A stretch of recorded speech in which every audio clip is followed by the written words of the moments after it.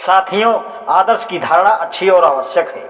कोई व्यक्ति या समाज बिना आदर्श के उन्नति कर नहीं सकता, परंतु आदर्श समय तथा दशा के अनुसार बदलना चाहिए। यह परिवर्तन तब संभव है जबकि संस्थाएं धर्म की आड़ में न पनपे। पुरुष सूक्त ने चातुर्वर्ण को ऐसा क्यों बना दिया कि ना उसमें कुछ अदल बदल हो सके और ना ही उसमें किसी प्रकार की त्रुटि बताई जा सके। सामाजिक दृष्टिकोण से यह पहली पहेली है। चातुर्वर्ण की संस्था में पुरुष सूक्त ने दोहरा खेल खेला। वास्तविक स्थिति को आदर्श के रूप में ढाल दिया और आदर्श को वास्तविक बना दिया, यानी आदर्श और वास्तविकता में कोई भेद नहीं रखा।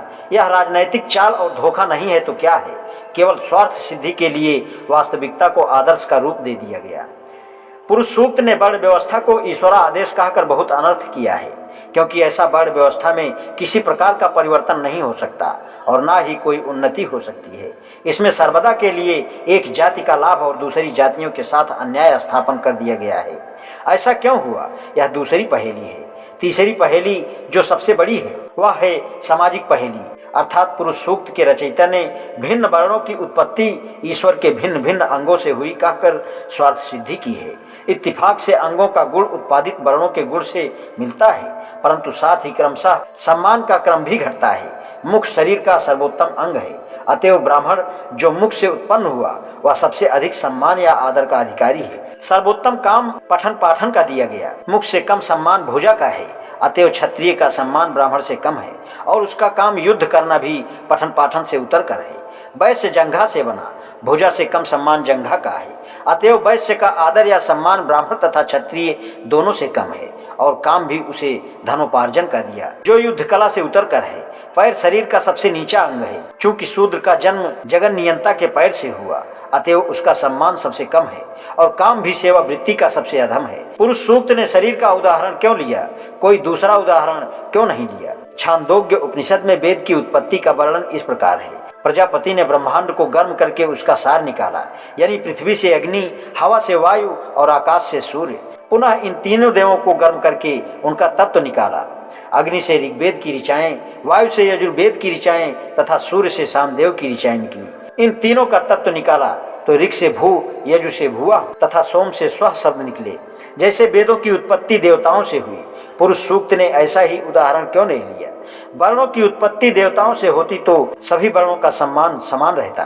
विष्णु पुराण में वेदों की उत्पत्ति ऐसे कही गई है। ब्रह्मा के पूर्व मुख से ऋग की ऋचाएं, त्रिवृत्ति, सम, रथांतर तथा यज्ञ निकले। दक्षिण मुख से यजु की ऋचाएं, त्रिष्टुप छंद, पंचदश स्तोम, बृहत समन तथा उक्त निकले। पश्चिम मुख से शाम की ऋचाएं, जगती छंद, सप्तदश स्तोम, वैरूप तथा अतिरात्र निकले और उत्तर मुख से अथर्वन, एक विंश अनुष्टुप छंद तथा विरत छंद निकले। पुनः हरिवंश में वेदों की उत्पत्ति दूसरे प्रकार से कही गई है। ईश्वर ने ऋग और यजु को अपने नेत्रों से बनाया, शाम को जिह्वा से और अथर को मस्तिष्क से बनाया। यदि पुरुष सूक्त के रचयिता के लिए शरीर की उपमा अनिवार्य थी तो ऐसी उपमा क्यों नहीं दी जैसी कि हरिवंश ने दी है? वैशंपायन ने भी हरिवंश के ऋग्बीजों की उत्पत्ति का वर्णन किया है।